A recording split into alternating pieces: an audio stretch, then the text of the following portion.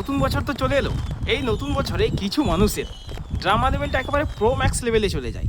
তো তাদের নিয়ে আমার কিছু অবজারভেশন আছে।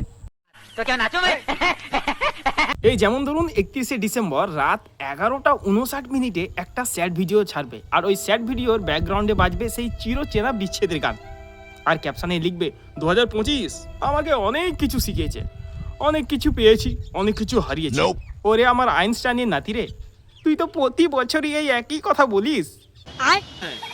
এর আবার পোস্টে লেখে যে নিউ ইয়ার নিউ মি, মানে নতুন বছর নতুন আমি। ওর এই পোস্ট দেখে ওর পুরনো ধার দেওয়া বন্ধুরা বলে, ভাই তুই নতুন হওয়ার আগে আমাদের এই পুরনো ধার দেওয়া টাকাটা একটু ফেরত দিয়ে দে। এদের নতুন বছরের প্রথম দিন সকালেই দেখবেন একটা মোটিভেশনাল রিল আসবে, মানে জিমে গিয়ে ঘাম ছড়ানোর ভিডিও, আর ব্যাকগ্রাউন্ডে বাজবে ইন্সপায়ারিং মিউজিক। কিন্তু 2রা জানুয়ারি খবর নিয়ে দেখবেন সেই জিমের মেম্বারশিপ কার্ডটা চিপসের প্যাকেটের সাথে খাটের তলায় পড়ে আছে। ও আসলে জিমে গিয়ে ফিটনেস করতে যায় না, ও আসলে জিমে যায় নতুন নতুন ফিল্টারে নতুন নতুন ফটো তুলতে আর রিলস বানাতে।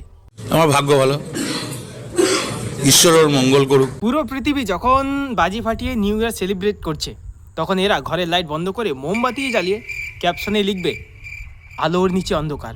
ওরে ভাই, অন্ধকার তো হবেই, তুই তো ঘরের লাইটটাই জ্বালাসনি।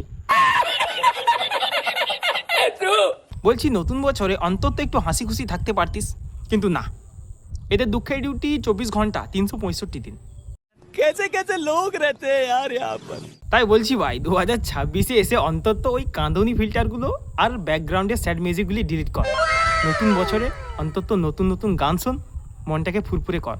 আর তা না হলে পরের বছর লোকে তোকে নিউ ইয়ার উইশ করার বদলে টিস্যু পেপার গিফট দিয়ে যাবে। নিঃসন্দেহে তুই ঠিক কথা বলেছিস।